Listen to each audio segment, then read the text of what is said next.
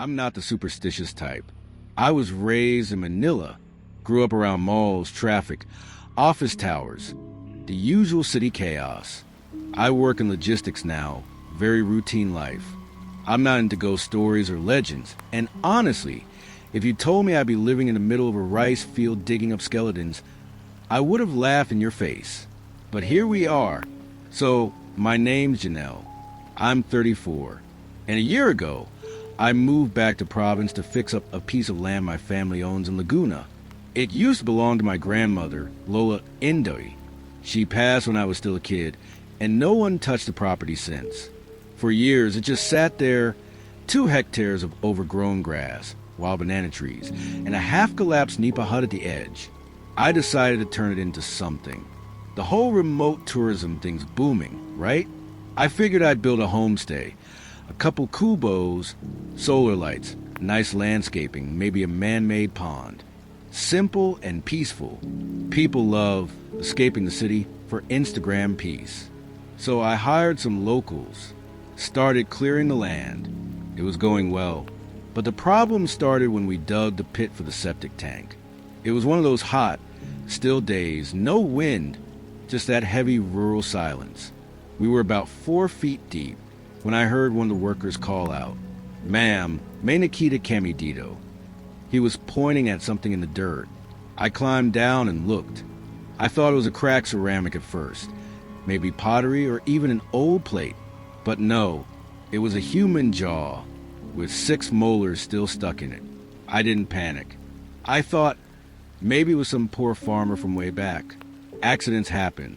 Maybe a grave was disturbed during old construction. But then they found more.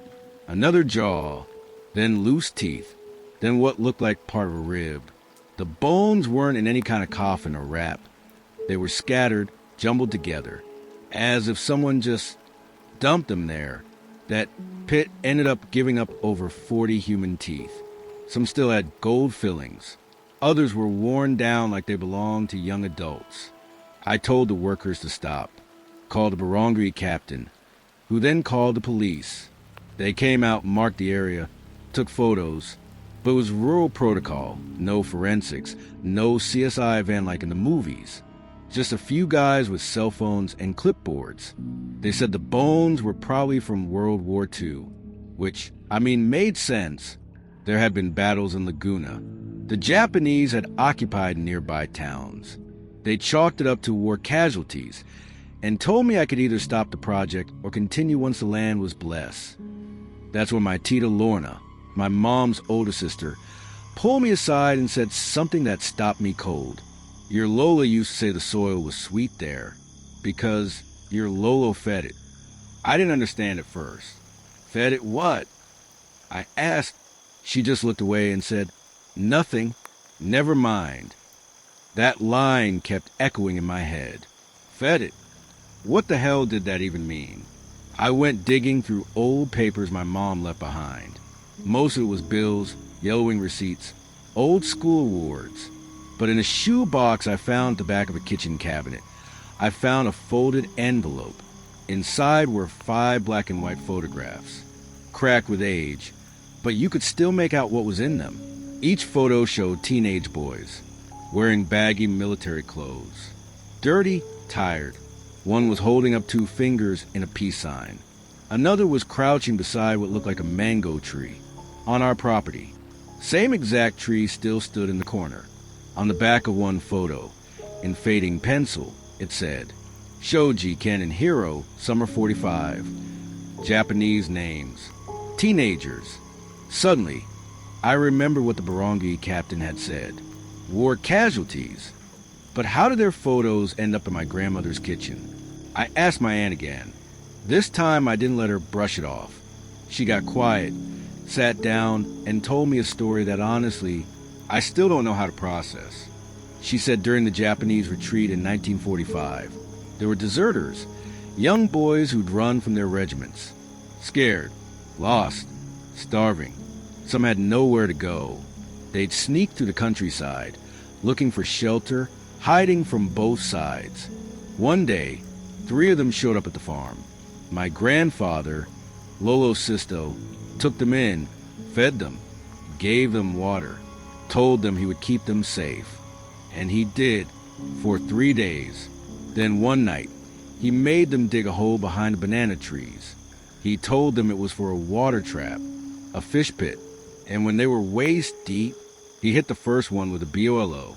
The others tried to run, but he was prepared. Your Lolo fed us well during the war, she said, like it was some kind of family honor. We survived because of him. I was sick. I didn't want to believe it, but the dates matched. The land matched. And those photos, who else would have taken them? Why were they still in the house? The weirdest part was how normal everyone acted about it. Like this was just history, a thing people did in hard times. But these weren't enemy soldiers. These were scared kids, barely older than high schoolers. And it wasn't just 3. The police eventually confirmed that the remains we found belonged to at least 7 different individuals. Maybe more.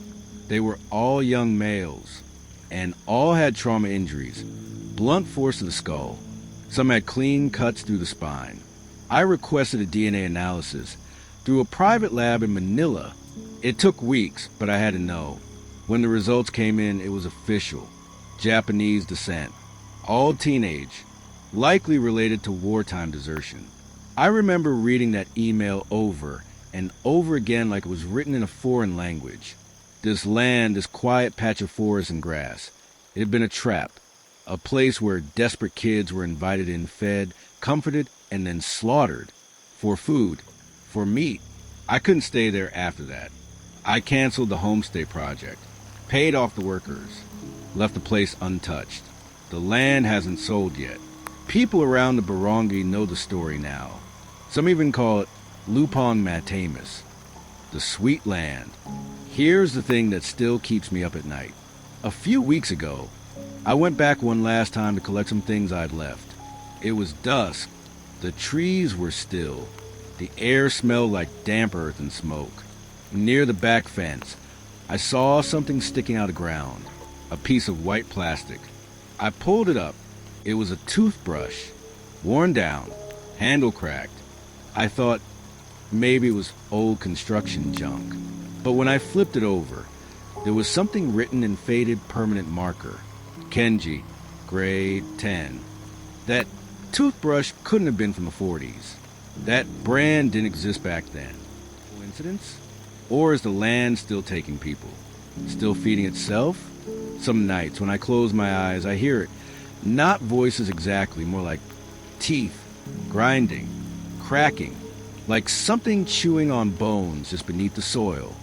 I've tried moving on, tried focusing on work. But every year now, on the same week we broke ground, I get the same anonymous email. No subject, no message, just one image. An aerial shot of the property with a red X drawn over a new patch of grass. And this year, there were 3 red X's.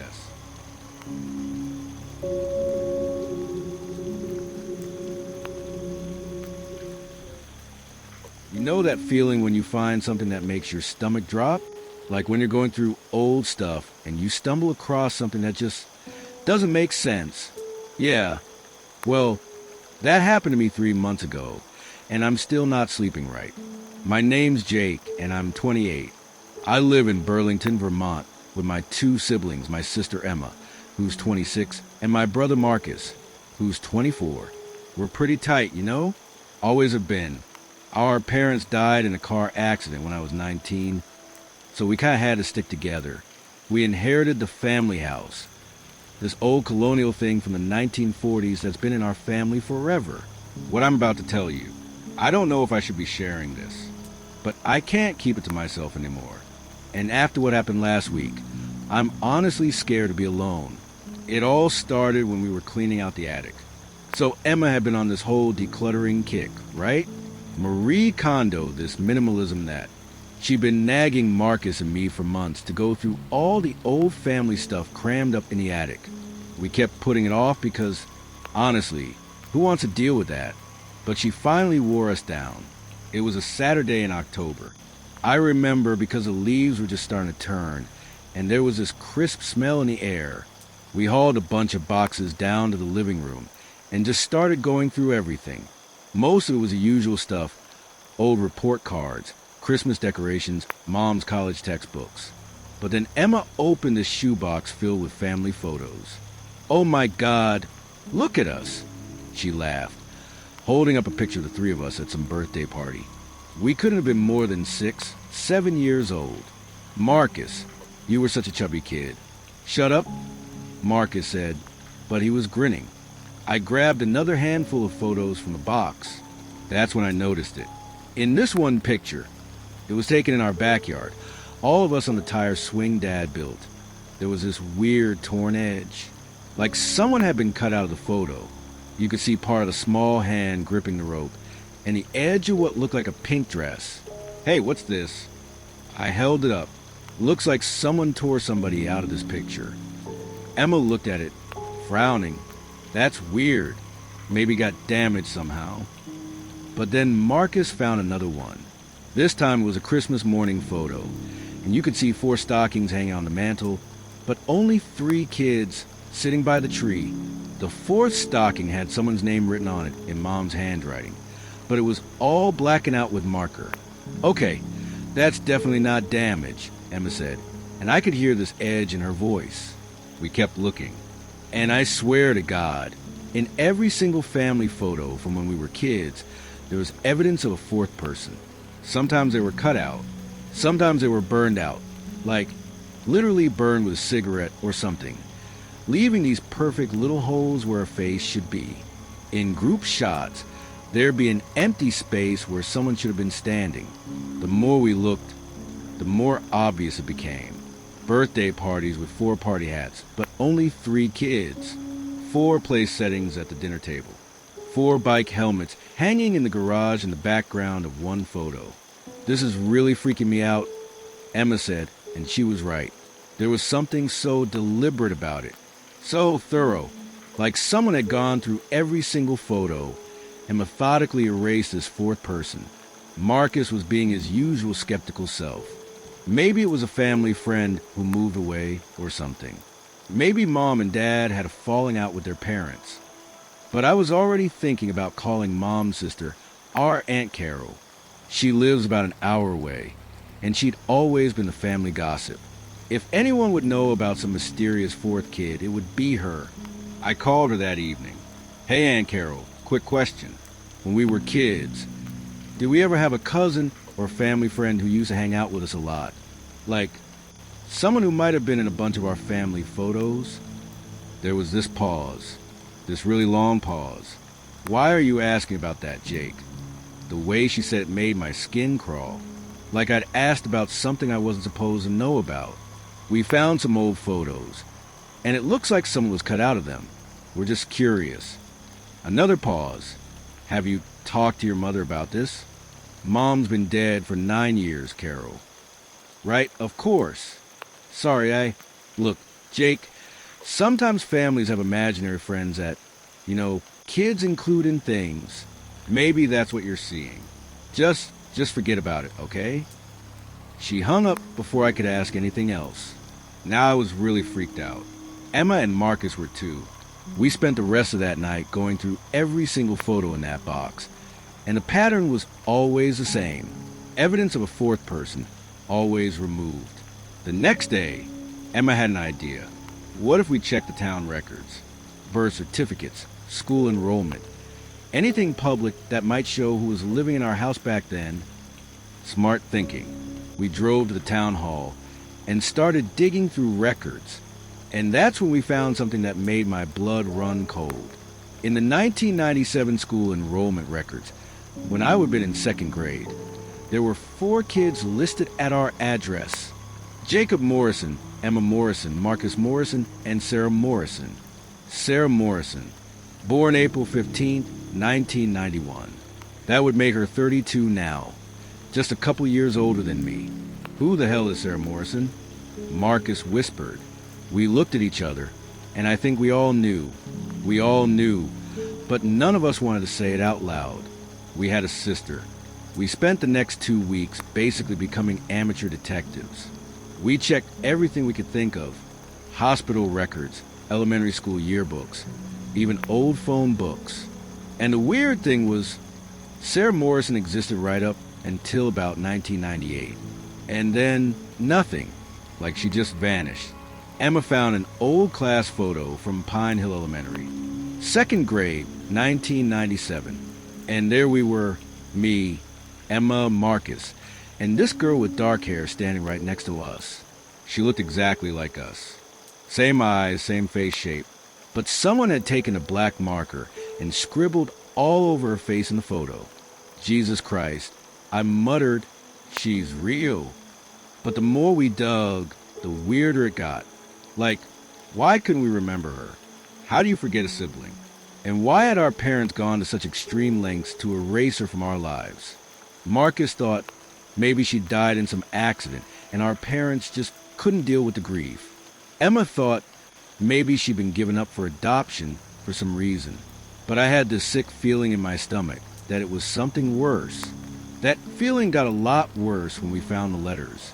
Emma was going through Dad's old desk, the one we'd never bothered to clean out after the funeral. Hidden in a false bottom drawer, she found a stack of letters, all addressed to Robert Morrison, our dad, all from the same place. Riverside Psychiatric Facility, Waterbury, Vermont. The letters went back years. Some were from when we were kids, some from right up until Dad died. They were all about the same thing: patient updates, treatment progress, behavioral incidents. And they all concerned the same patient, Sarah Morrison. Patient ID 4472. Admitted September 15, 1998. Age 7 years old. Guardian Robert Morrison. Diagnosis: severe dissociative disorder with violent tendencies. History of aggressive behavior towards siblings. I felt like I was going to throw up. Emma started crying. Marcus just sat there staring at the letters like they were written in a foreign language. The most recent letter was dated just 3 months before our parents died. It was a routine update, but there was a note at the bottom that made my hand shake. Patient continues to express detailed knowledge of family members' current activities and shows concerning fixation on returning home. Recommend continued high-security monitoring. She'd been institutionalized for 25 years. Our sister had been locked up in a mental hospital for 25 years, and we'd never known she existed. But what really scared me was the next letter in the stack. It was dated just 2 weeks ago. Dear Mr. Morrison, we are writing to inform you that patient Sarah Morrison, ID 4472, has been reported missing as of October 28, 2023. She was last seen during evening meal service and is believed to have left the facility grounds sometime between 7 p.m. and 11 p.m. Given the patient's history and continued fixation on family members, we strongly recommend you contact local authorities immediately. Patient should be considered extremely dangerous. Please contact our office immediately upon receipt of this letter. Sincerely, Dr. Michelle Hartwell, Riverside Psychiatric Facility. The letter had been sent to our house, to our address. Even though Dad had been dead for 9 years, they were still sending his mail here. She'd been missing for 3 weeks. I'm not ashamed to admit it. I completely freaked out. We all did. Emma was pacing around the living room, hyperventilating. Marcus was on the phone with the police, trying to explain a situation that sounded insane even to us. So you're telling me you just discovered you have a sister who's been in a mental hospital for 25 years, and she's been missing for 3 weeks? The cop sounded skeptical as hell. I know how it sounds, Marcus said, but we have documentation. We have letters. They sent an officer over to take a report, but I could tell he thought we were wasting his time. He took copies of the letters and said they'd look into it. But I got the feeling it was going to end up in some filing cabinet and never be seen again. That night, I couldn't sleep. I kept thinking about those photos, about the deliberate way someone had cut her out of every single one. What kind of kid gets erased from their own family's history? What had she done that was so bad that our parents had basically pretended she never existed?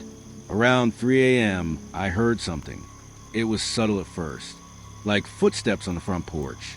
But when I looked out the window, I didn't see anything. Just our quiet street, lit by street lights. But then I heard it again. Definitely footsteps. And they were moving around the house. I grabbed a baseball bat from my closet and went to wake up Marcus.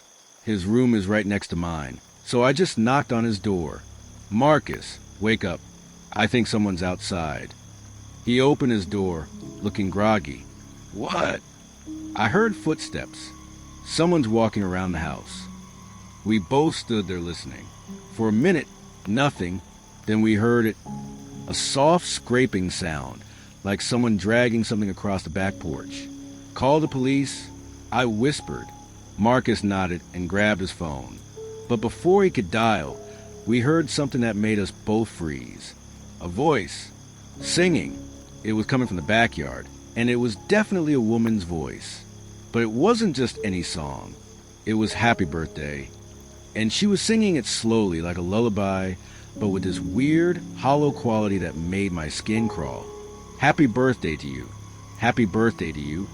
I looked at Marcus, and his face was white as a sheet, because neither of us had had a birthday recently. Mine's in January, his is in June. But Emma's birthday was in 2 days. October 31st, Halloween. "Happy birthday, dear Emma. Happy birthday to you."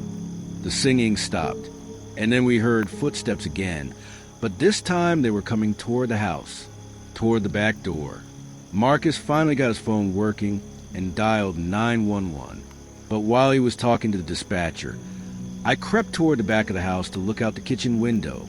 That's when I saw her. Standing in our backyard, maybe 20 feet from the house, was a woman. She was wearing what looked like a hospital gown, and her hair was long and dark and tangled. She was just standing there, perfectly still, staring at the house, staring at the window where I was standing. Even in the darkness, I could see her face. And Jesus Christ, it was like looking at a female version of myself. Same eyes, same nose, same mouth. But there was something wrong with her expression, something empty and cold. She raised her hand and waved at me, a slow, deliberate wave. Then she smiled. The police showed up about 10 minutes later, but by then she was gone. They searched the yard, the neighborhood, even brought out a dog. Nothing, but she left something behind. On our back porch, arranged in a neat little row, were 3 items: a child's birthday party hat, a plastic knife, and a photograph. The photograph was one of the ones from our family album, the Christmas morning one with the 4 stockings. But this copy was different. This one hadn't been burned or cut. This one showed all 4 of us kids sitting by the tree, and written on the back in careful child's handwriting was, "Coming home soon. Love, Sarah." The police took it as evidence, but they basically told us the same thing the first cop had said, without more concrete proof that this woman was dangerous. There wasn't much they could do except file a report and patrol the neighborhood. That was 5 days ago. Since then, we've been staying at Emma's apartment downtown. We haven't gone back to the house. But every night, Emma's been having these dreams. Dreams about being a kid again, playing with someone she can't quite remember. Someone who used to hide in the walls and watch them sleep. And yesterday, Emma found something in her mailbox at work, a birthday card. It was addressed to my dear sister Emma, and inside was a single line: "I've been waiting so long to see you again."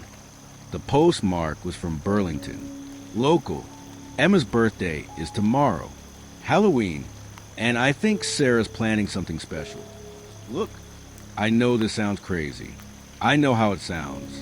But I'm telling you this because I don't know what else to do. The police won't help. We can't find any other family members who will talk to us about Sarah. And every day that goes by, I feel like she's getting closer. Last night, Emma swore she saw someone standing across the street from her apartment building, just standing there for hours, watching her window. But when she looked again, they were gone. I've been doing research on Riverside Psychiatric Facility, looking up what kinds of treatments they used, what kind of patients they dealt with, and what I found, it's not good.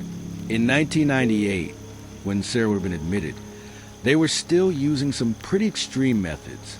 Isolation therapy, shock treatment, things that could mess a kid up pretty badly. But here's what really gets me. I found this old news article from 1998. Just a tiny little blurb in the local paper. Local child hospitalized after incident.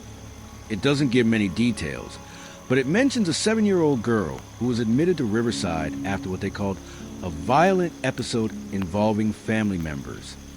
The article says 2 other children were treated for minor injuries, but doesn't name anyone. We don't remember being hurt. We don't remember Sarah at all. But what if we're not remembering because we don't want to remember? What if our parents didn't erase Sarah from our lives to protect us from grief? What if they did it to protect us from her? I'm recording this on my phone right now. It's 10:47 p.m. on October 30th. Emma's birthday is in about an hour. We're all staying together tonight, and we've got the doors locked and the blinds drawn.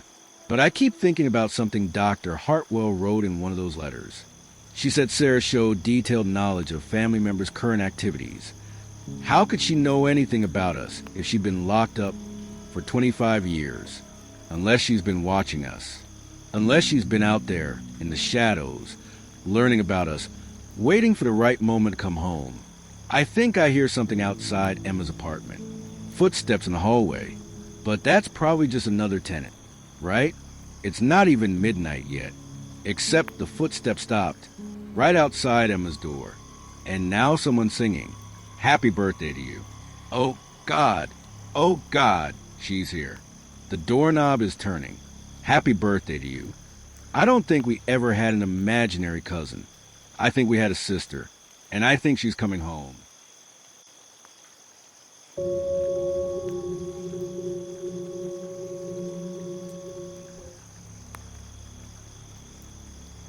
My name's Adrian. I'm 41, live in Melbourne now, but this happened in Sydney just last year, when my older brother Greg moved to the UK permanently. The responsibility of looking after Mum kind of fell on me. She was still living in our old family house, that faded Federation-style thing in the inner west. She was in awful shape physically, but mentally, things were slipping. She'd call me at night, sometimes saying she misplaced her children's shoes, or that the twins wouldn't go to sleep. I always chalked it up to the usual signs of aging. Dementia setting in slowly, maybe some hallucinations. The thing is, I'm an only child, always have been, and whenever I asked what she meant by the children, she'd wave it off like I was the one being strange. Anyway, in March last year, she fell. Nothing life-threatening, just a bad hip, but it was enough that she couldn't be left alone anymore. So I took 2 weeks off work, packed a bag, and went to stay at the house.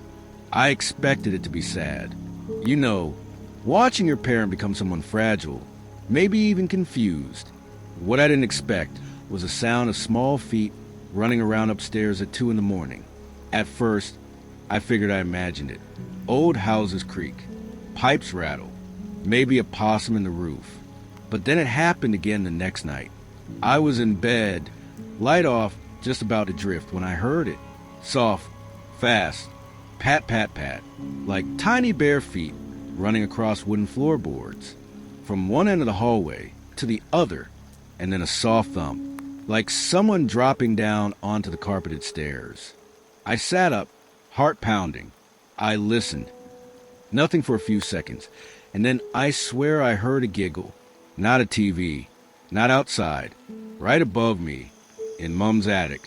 The next morning I asked her, casually, "Mom, do you hear kids playing around the house at night?" She didn't look surprised, didn't even pause. She just said, "Yes, the twins can't sleep unless they hear stories." I stared at her. "What twins?" She blinked. "My twins, Adrian. You've met them. You used to read to them before school. Don't tell fibs." I didn't know what to say. Her eyes were glassy, like she believed it. Over the next few days, things got worse. I'd find toys I didn't recognize on the living room rug. Tiny wooden blocks, a faded cloth doll, even a cracked yellow pacifier I swear I'd never seen before. One night, I walked past the attic stairs, the kind with a pull-down ladder, and I noticed they were slightly lowered. Not all the way, just enough for the edge of the wooden frame to peek down. I asked Mom if she'd gone up there. She shook her head. No, but they sometimes come down for biscuits. I laughed. I couldn't help it. She was serious, though. That evening, I decided to go up. I grabbed a step stool and a torch, yanked the ladder down, and climbed into the attic. It was musty, cramped, classic storage junk. Old suitcases, boxes of books, broken fan. But then, in the far left corner, I saw something strange. A plastic plate, and on it, 2 tiny rice balls, still warm. That was the first time I got genuinely scared. I didn't tell Mom about the rice balls. I just backed down, closed the ladder, and went for a walk around the block to clear my head. But I couldn't shake the feeling. Either someone else was in the house, sneaking in, living in the attic somehow, or something else was happening. That night, I locked every window, double-checked the doors, slept with the hallway light on, and still, around 2:30 a.m., I heard it. The soft creak of stairs, the whisper of tiny feet on wood, then the sound of a door closing upstairs. The attic. I went up with a knife in one hand and my phone flashlight in the other. Nothing. Empty. Until I turned around. There, on the attic wall behind some hanging coats, was a door. A small one, barely 4 feet tall, hidden behind junk. The wood was swollen, the knob rusted, but it opened, barely, enough for me to see the wallpaper, peeling blue paper with cartoon animals. A mobile hanging from the ceiling. A nursery. It wasn't just a nursery. It was sealed off. The entire little room had been walled in, like someone had closed up and forgotten it was ever there. Except it wasn't empty. There was a cot, 2 of them actually, both old, dusty, but the bedding looked newer, like someone had been changing the sheets. And on the wall, drawn in childlike red crayon, was a name. Helene. I came back down shaking. I asked Mom, point blank, was someone else living here? She stared at me for a long time, then said, almost whispering, "Don't scold them, Adrian. They don't like men. They liked you when you were a boy, but not anymore." I called my brother, told him something wasn't right. He thought I was overreacting. I tried reporting it to the council, tried getting someone out to inspect that part of the house, but they brushed it off. Private residence. Probably just a sealed renovation. So I took matters into my own hands. I hired a private contractor to open up that walled nursery properly. I needed to know. He came that Friday. Took a few hours to carefully remove the false panel and reinforce the beams. By late afternoon, we broke the far wall, the one that backed onto the crawl space between roof supports. And there they were, 3 bodies. The forensic team arrived within an hour. The first body was an adult woman, curled up, bones contorted, dressed in decaying floral fabric. Next to her, in what looked like a hand-built crib, were 2 tiny skeletons. Infants. One still had a rusted pin clipped to its blanket. It took weeks for the reports to come back. But DNA confirmed something the police weren't ready for. The woman was my mother's cousin, Helene. She'd gone missing in 1968, officially reported after she failed to return from visiting relatives. The infants, also female, fraternal twins, possibly hers. Cause of death was inconclusive, but there were signs of long-term isolation, malnutrition, and trauma. It looked like they'd been hidden away in that nursery. For years, we had Mom formally evaluated after that. She was diagnosed with advanced dementia and placed into full-time care. She doesn't remember what happened, or maybe she chooses not to. Every time I visit, she still asks, "Have the twins eaten?" She smiles and whispers. They like it when you read to them. Last month, I went back to clear more of the attic. I was trying to let it go, to believe it was just an unspeakable family tragedy. but tucked into the folds of an old blanket, I found something new. A drawing, done in red crayon. Stick figures. 3 of them. 2 small, 1 tall. They were standing beside a cot, and behind them was another figure, larger, with scribbled black eyes. I flipped it over. It was dated last month. My mother hasn't held a crayon in decades.